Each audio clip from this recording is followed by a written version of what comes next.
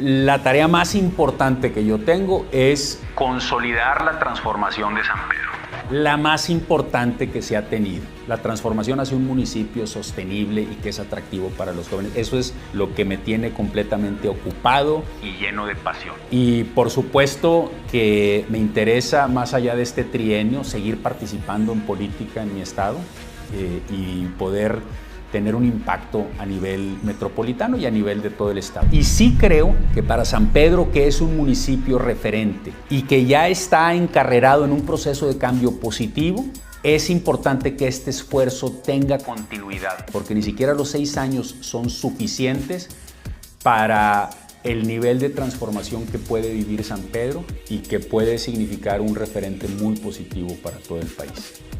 Una pseudoseguridad en la situación de los llamados grupos rudos, incluso con financiamiento privado, que es completamente ilegítimo e ineficaz. Hay un principio que los colombianos aprendieron con sangre a lo largo de décadas. La seguridad privada siempre está al servicio del mejor postor. Este gobierno es, y lo digo con todo orgullo, es escuela de servicio públicos. Habrá muchas posibilidades dentro de este gobierno de darle continuidad al proyecto en San Pedro.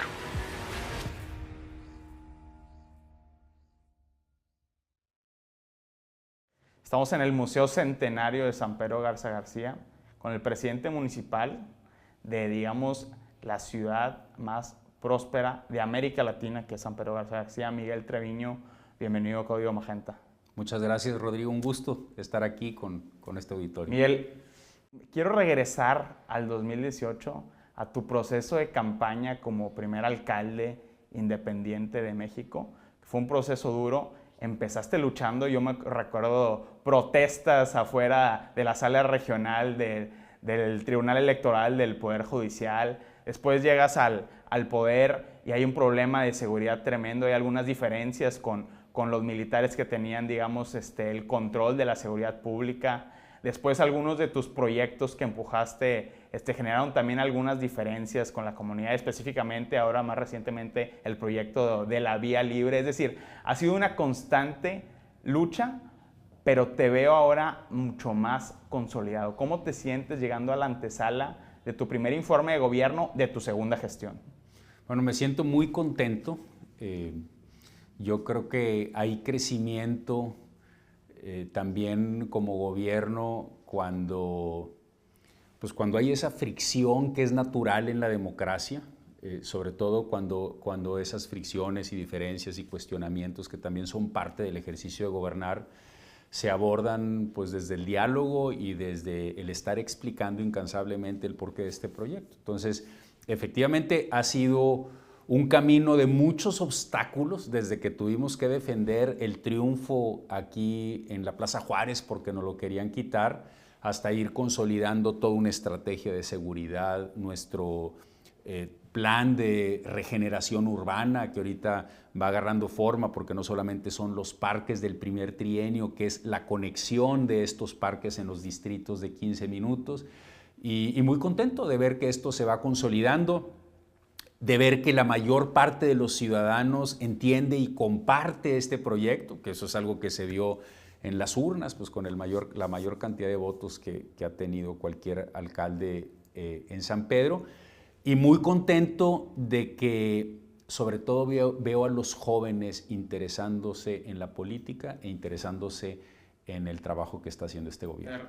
Miguel Treviño, hasta cierto punto de vista, se ha convertido en un sinónimo de un urbanismo diferente y creo que lo repites mucho en tu comunicación social del gobierno y en tu comunicación incluso personal de tus redes sociales. Te seguimos ahí en Instagram y en Twitter. Hace poco hablabas del urbanismo para la gente. Vino hace algunas semanas Alejandro Aravena, premio Pritzker 2016, a decir, a ver, tenemos que apostarle a la densidad de una altura baja o moderada, que es algo que ha venido diciendo el gobierno de San Pedro. ¿Qué propone tu administración para modificar el urbanismo de esta ciudad? Muy importante esto que comentas porque si hacemos un poquito de historia de la última década en San Pedro, había temas que eran tabú, completamente tabú. La densidad y el crecimiento vertical. No sé si recuerdas que por ahí no sé si fue 2013, 2014, hubo un intento de la administración anterior a la nuestra a cambiar el programa parcial de las calzadas y se generó tal revuelo que le terminaron dando marcha atrás. Fue un proceso poco preparado, un poquito atropellado.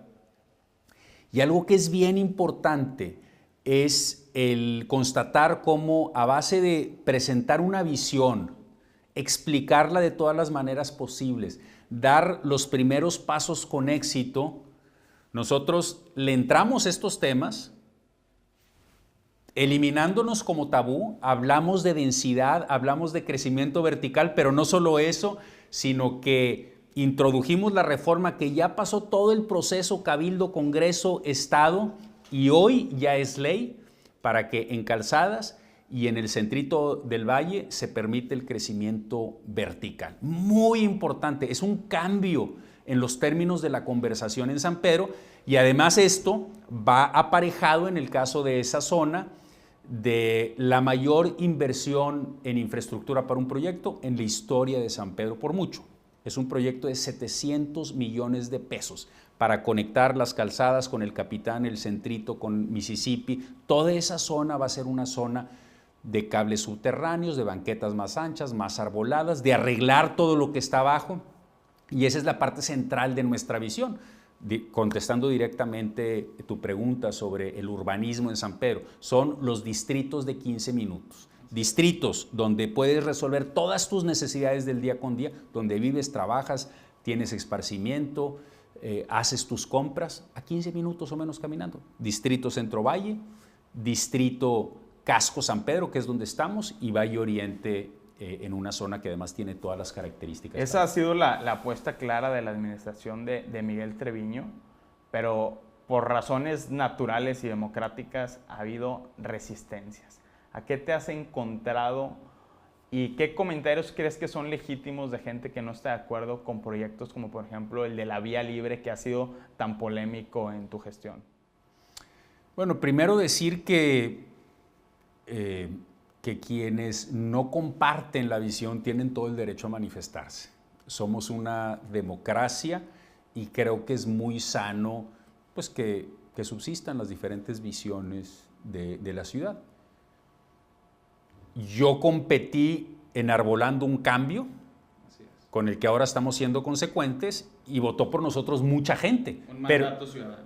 Pero no votó toda la gente. Entonces, el mandato ciudadano es a favor de esta transformación, pero esa visión que no triunfó tiene derecho a seguirse manifestando. Tú hacías referencia a la vía libre y creo que es bien importante porque nos ilustra lo difícil que es en una ciudad, primero en una metrópoli, pero además en un municipio donde ese problema está pronunciado, que es la dependencia que tenemos del automóvil, es muy difícil cualquier incomodidad que tú introduces en el uso del automóvil genera resistencia.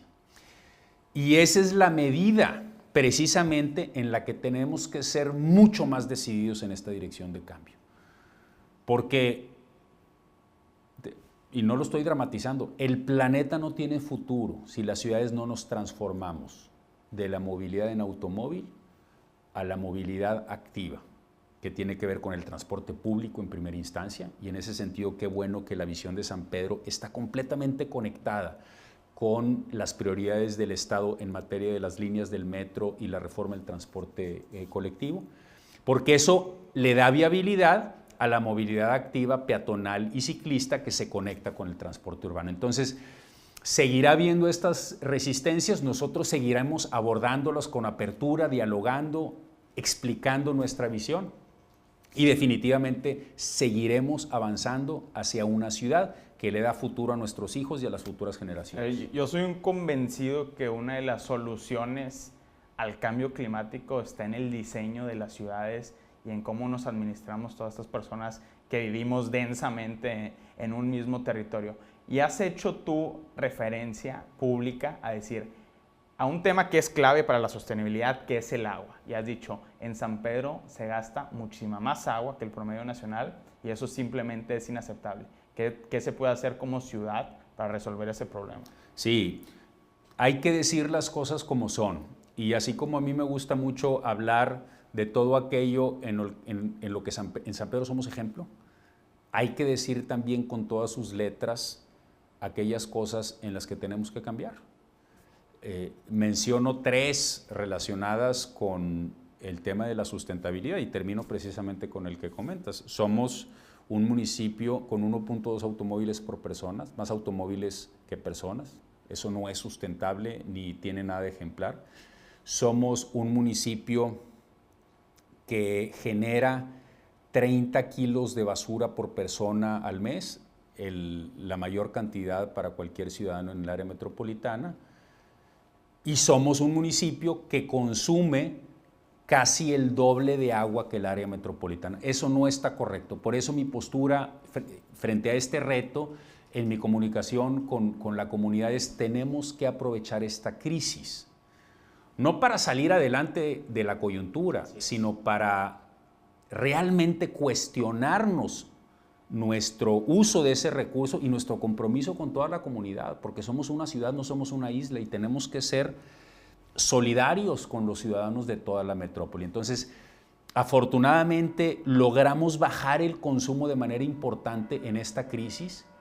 Vamos a salir de la crisis y lo que nosotros seguiremos impulsando, empezando por el gobierno, es que mantengamos ese consumo mucho más razonable del agua. Otro tema que ha sido polémico, pero a la vez también es importante, es el tema inmobiliario. Y yo creo que hay 2 extremos que vemos, por ejemplo, en la zona metropolitana de Monterrey e incluso de México. Uno es la vía libre total a los desarrolladores y que incluso los desarrolladores a veces llegan hasta a sustituir a quienes crean y diseñan la política pública en los municipios. Pero otra es la restricción total, que eso también implica cero crecimiento, implica también problemas, digamos, para avanzar en proyectos de la ciudad. ¿Cuál es la postura del gobierno de Miguel Treviño frente a los desarrollos inmobiliarios? Porque hay una crítica al crecimiento vertical exagerado, hay una crítica a que solo se construye vivienda de lujo de alta gama, hay una crítica a que muchos de estos departamentos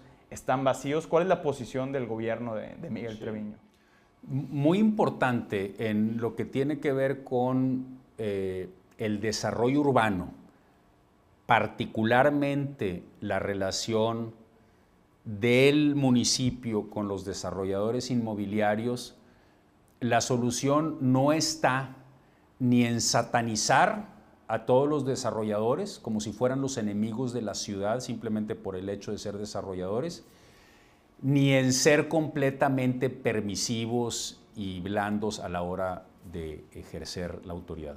Más bien está precisamente en usar nuestro marco jurídico para, en el caso de San Pedro, proteger nuestras montañas y nuestro patrimonio natural, hacer que nuestras normas de desarrollo urbano sirvan precisamente pues para proteger el patrimonio común, la casa que es de todos. Y al mismo tiempo ser lo más ágiles posible, y es una reforma en la que estamos trabajando ahorita. De hecho, incluso las instalaciones de desarrollo urbano las estamos transformando para darles transparencia y mucho más agilidad en la relación con quien construye.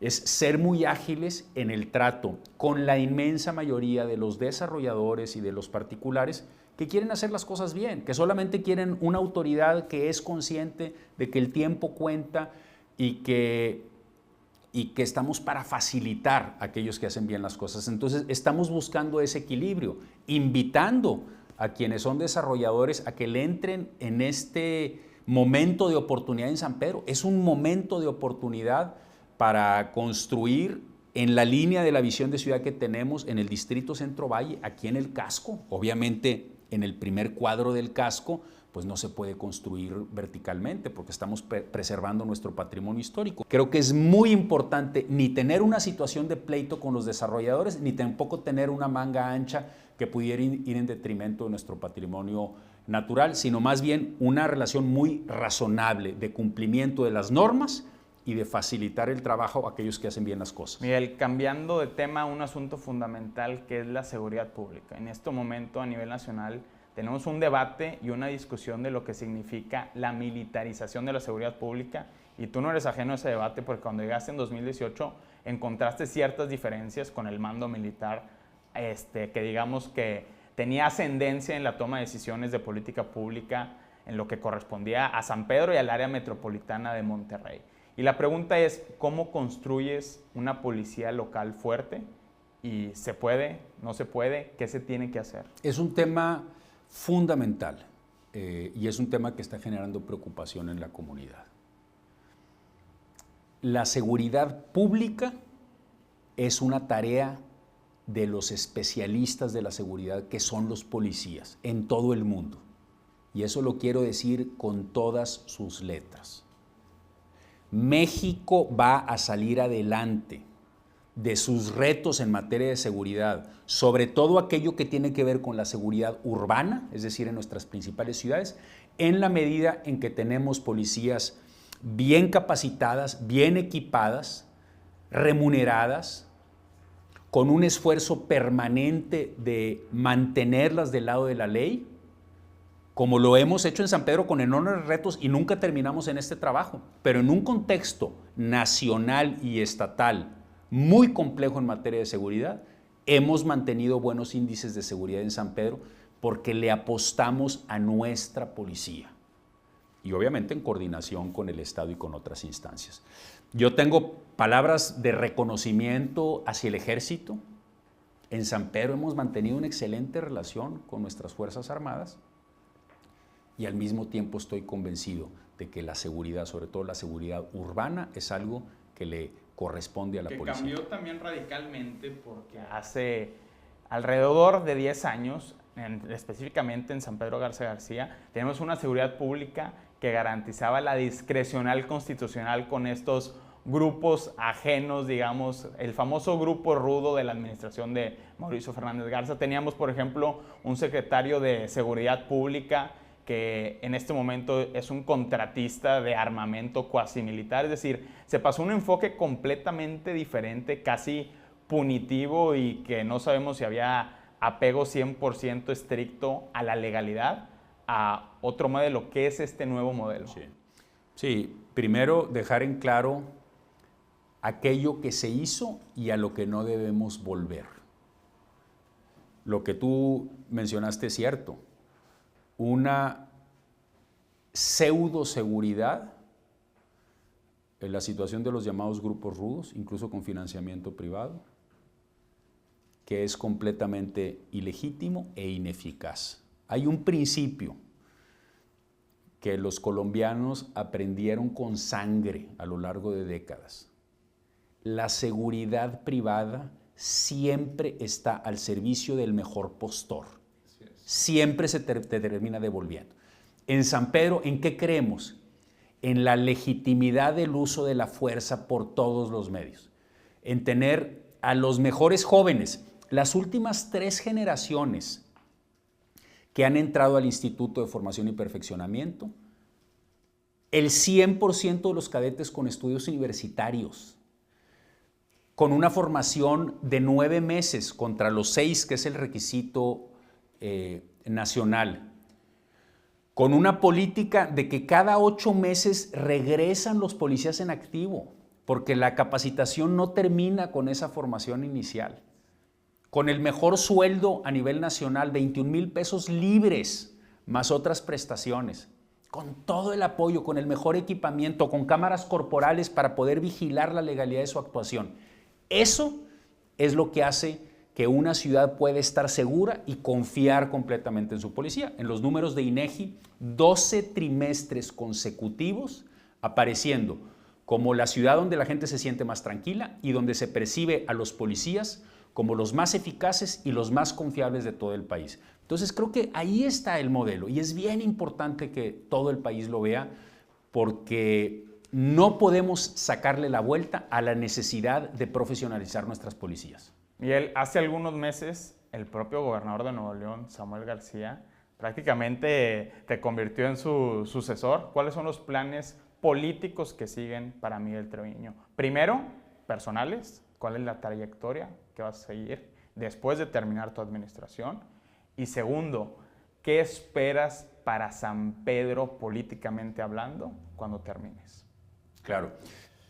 Ahorita la tarea más importante que yo tengo es consolidar la transformación de San Pedro, la más importante que se ha tenido, la transformación hacia un municipio sostenible y que es atractivo para los jóvenes. Eso es lo que me tiene completamente ocupado y lleno de pasión.